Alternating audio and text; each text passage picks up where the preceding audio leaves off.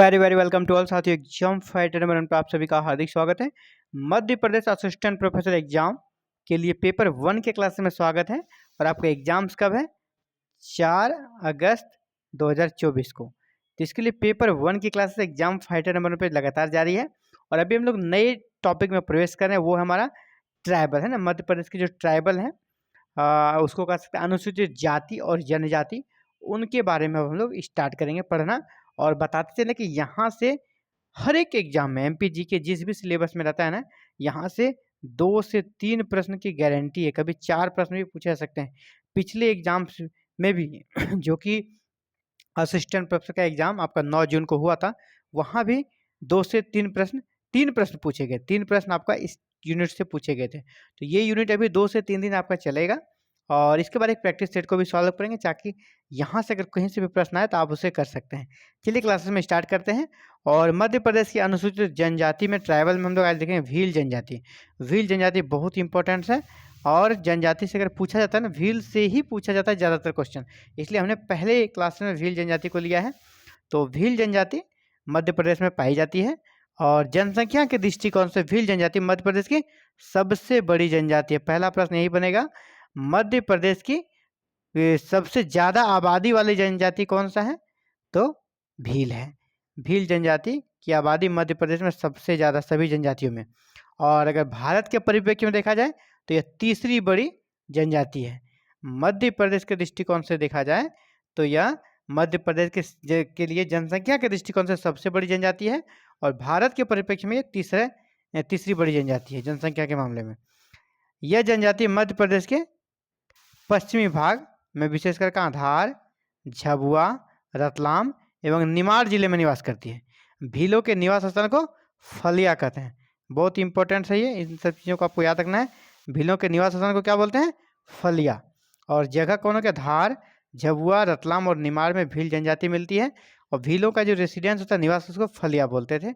चलिए, फलिया किसका निवास होता है? भीलों का।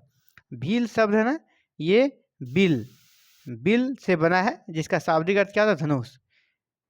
भील शब्द किससे निकला है? बिल से। और बिल का अर्थ क्या होता है? धनुष। और यह कि द्रविड़ भाषा का शब्द है। किस भाषा का शब्द है? तो द्रविड़ भाषा का। नेक्स्ट, यह जनजाति धनुर्विद्या में निपुण होती है, इसलिए इसे भील कहा जाता है। भील का अर्थ ही धनुष, और यह जनजाति धनुर्विद्या में निपुण होती है, इसलिए इसका नाम ही भील है। तो पूछा जाएगा भील जनजाति का नामकरण क्यों हुआ है भील? तो क्योंकि धनुर्विद्या में निपुण होते हैं, इसलिए। शारीरिक बनावट में भील जो है ना, प्रोटो ऑस्ट्रेलॉइड प्रजाति के अंतर्गत आते हैं। तो भीलों की प्रजाति क्या हो गई? प्रोटो ऑस्ट्रेलॉइड प्रजाति। और इसकी विशेषता देखा जाए तो इसका कद नाटा होता है ना, रंग काला होता है, और घुंघराले केस होते हैं, चपटी नाक होते हैं। ये इनकी शारीरिक विशेषता। इन पर प्रश्न नहीं आएगा, प्रश्न आएगा यहाँ से ना, किस प्रजाति का है? तो प्रोटो ऑस्ट्रेलॉइड का है। नेक्स्ट, सामाजिक जीवन की बात करते हैं। इनका समाज पितृसत्तात्मक होता है, जैसे कि अधिकतर हमारा इंडिया में यही होता है, चाहे समाज के किसी भी वर्ग से आते हो, पितृसत्तात्मक समाज ही उनका होता है। और यहाँ संयुक्त परिवार की प्रथा है। भिलाला, पटिलिया, इतिहास, बारेला आदि भील जनजाति की उपजातियाँ हैं। आपसे यहाँ से प्रश्न आएगा, भिलाला किसकी उपजाति है, या पटलिया किसकी उपजाति है, इतिहास किसकी उपजाति है, बारेला किसकी उपजाति है? ये सभी भील जनजाति की उपजाति है। भिलाला जनजाति की स्त्री सर्वश्रेष्ठ मानी जाती है। भीलों में जो उनकी जितनी उपजातियाँ हैं ना, उसमें भीलों में जितनी उपजातियाँ हैं, उसमें जो है आपका भिलाला जो है ना, सर्वश्रेष्ठ है। सबसे अच्छा पोजीशन किसका है? भिलाला का। भीलों के मुस्लिम वर्ग को तड़वी भील कहते हैं। भीलों का मुस्लिम वर्ग भी होता है, इसको तड़वी भील बोलते हैं। मुस्लिम वर्ग का मतलब क्या होगा? तड़वी भील। भील जाति गोत्रों में विभाजित है। इस जाति में सगोत्र विवाह नहीं होता, या अक्सर आप देखें किसी भी जनजाति में सगोत्र विवाह नहीं होता है। इसमें गंधर्व विवाह और अपहरण विवाह अधिक प्रचलन है। गंधर्व विवाह और अपहरण विवाह ज़्यादा प्रचलन में है। और गंधर्व विवाह क्या होगा? प्रेम विवाह। और अपहरण जैसे कि उसे कह सकते हैं लड़की का अपहरण करके विवाह किया जाता है। इसके अतिरिक्त भीलों में गोल गधेड़ों, मंगनी, घर जमाई, नात्रा अपहरण आदि विवाह भी प्रचलित है, लेकिन सबसे ज़्यादा प्रचलित गंधर्व और अपहरण ज़्यादा पॉपुलर है। भील जनजाति में वधू मूल्य की प्रथा पाई जाती है।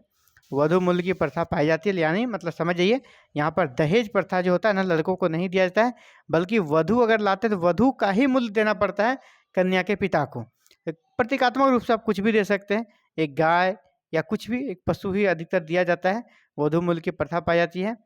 लेकिन सूरमादास और गोविंदगिरी आंदोलन के कारण यह प्रथा काफ़ी हद तक कम हो गई है। हालांकि यह प्रथा कम हुई है किनके कारण? सूरमादास और गोविंदगिरी के आंदोलन के कारण जो वधू मूल्य की प्रथा है वह अभी कम हुई है। भीलों में विधवा विवाह प्रचलित है। सांस्कृतिक जीवन में बात करें, अब सांस्कृतिक जीवन को हम लोग देख रहे हैं, तो अंगरखा भीलों की स्त्रियों का प्रमुख वस्त्र है। अंगरखा किसका वस्त्र है? भील स्त्रियों का। अंगरखा किसका वस्त्र हो गया? भील स्त्रियों का। भील स्त्रियां शरीर पर गुदना खुदवाती है। भील स्त्रियां शरीर पर गुदना खुदवाती है। गुदना कलाकार को गोदारिन कहते हैं। ये प्रश्न इस प्रकार के प्रश्न आते हैं, गुदना कलाकार को क्या कहते हैं? तो गोदारिन। भील महिलाएं पैरों में क्या क्या पहनती है? गिलट, लोहे चांदी आदि के आभूषण, और ये सभी चीज़ें ये धारण करती है। अपने सांस्कृतिक जीवन में इनको आप ऐड कर सकते हैं। भील जनजाति को विश्व की सर्वाधिक गहना प्रिय जनजाति। आपसे ये भी प्रश्न आ सकता है कि सभी जनजातियों में सबसे गहना प्रिय जनजाति कौन सी है? तो वो भील जनजाति है। सबसे ज़्यादा इनको ज्वेलरी गहना पसंद होता है। ठीक है, अगला प्रश्न आपका यहाँ पे बन जाएगा, ये बहुत इंपॉर्टेंट है, इसको याद रखिएगा। अगला प्रश्न आपका यहाँ से भी निकलेगा। चलिए इसको देख लेते हैं हम लोग। हाँ, पिथोरा। पिथोरा जो है ना, भीलों की विश्व प्रसिद्ध चित्रकला है। तो पिथोरा किसकी चित्रकला है? भीलों की। पिथोरा भीलों की प्रसिद्ध चित्रकला है। इसके प्रमुख कलाकार पेमा फाल्या। पेमा फाल्या हैं इनके, यानी पिथोरा किसकी चित्रकला है? भीलों की। और पिथोरा कला के लिए फेमस कौन है? पेमा फाल्या, जो कि झाबुआ जिले के से हैं। इन्हें वर्ष 2014 में श्रेष्ठ पिथोरा कला के लिए राष्ट्रीय तुलसी पुरस्कार से भी सम्मानित किया गया है। राष्ट्रीय तुलसी पुरस्कार किसे दिया गया था? पेमा फाल्या को। और पेमा फाल्या किस चित्रकला के लिए फेमस है? पिथोरा चित्रकला। और पिथोरा चित्रकला का संबंध किससे हो गया? भीलों से। यहाँ पे 2-3 प्रश्न बनेगा। तुलसी सम्मान किस पिथोरा चित्रकला के लिए दिया, किसे दिया गया पिथोरा चित्रकला के लिए? तो पेमा फाल्या के। पेमा फाल्या। पेमा फाल्या का निवास स्थल कहाँ पर है? तो झाबुआ जिले में। चलिए, भील मांसाहारी होते हैं और मदिरापान करते हैं। ये ताड़ी नामक मद्य पेय पदार्थ का भी सेवन करते हैं। अधिकतर जनजाति मांसाहारी होते हैं और वो मदिरापान तो करते ही हैं। तो भील भी मदिरापान करते हैं और ताड़ी नामक मद्य पेय पदार्थ का सेवन करते हैं। और ताड़ी क्या होता है? फल कह सकते हैं, किसी पेड़ का ही वो कह सकते हैं एक तरह रस होता है, प्राकृतिक रस होता है, और उसे ही पिया जाता है। और ताड़ी इसलिए नाम है कि ताड़ का पेड़ से इस रस को निकाला जाता है, इसलिए नाम ताड़ी हो गया। भील जो है दशहरा, दिवाली है ना, ये सारे त्यौहार मनाते हैं। भीलों का जो पारंपरिक त्यौहार है वो जात्रा, गल, भगोरिया तथा बनई है। और मेन जो पर्व होते हैं दशहरा, दिवाली, वो भी मनाते हैं। इसके साथ इसका कुछ स्पेशल पर्व है, जात्रा, गल, भगोरिया, नबई, ये लोग इस पर्व को भी अपना मनाते हैं। भगोरिया भीलों का प्रमुख पर्व है और यह होली का ही रूप है। तो भगोरिया किसका पर्व हो गया? भगोरिया भीलों का पर्व है और यह होली का ही रूप है, यानी होली के समतुल्य भीलों का कौन सा पर्व हो गया? भगोरिया। और मध्य प्रदेश के धार, जैसे पहले हम लोग डिस्कस किया, मध्य प्रदेश के धार, झाबुआ, खरगोन आदि क्षेत्रों में धूमधाम से मनाया जाता है, क्योंकि इन्हीं क्षेत्रों में भील जनजाति रहती है। इन क्षेत्रों में लगने वाले हाट बाजार भगोरिया उत्सव पर मेलों में परिवर्तन हो जाते हैं। तो भगोरिया उत्सव मनाया जाता है। कहाँ मनाया जाएगा? जहाँ भील लोग रहेंगे। भील कहाँ रहता है? धार, झाबुआ, खरगोन। तो ये सभी क्षेत्र में भगोरिया उत्सव मनाया जाता है, जो कि भीलों का प्रमुख कह सकते हैं उत्सव है। होली के अवसर पर लोग गधेड़ों विवाह का एक प्रकार लोक नृत्य के रूप में आयोजित किया जाता है। होली के अवसर पर ये लोग क्या करते हैं? गोल गधेड़ों लोक नृत्य के रूप में आयोजित करते हैं, गोल गधेड़ों। चलिए नेक्स्ट, आर्थिक जीवन में इसका आजीविका का मुख्य साधन क्या होगा? कृषि।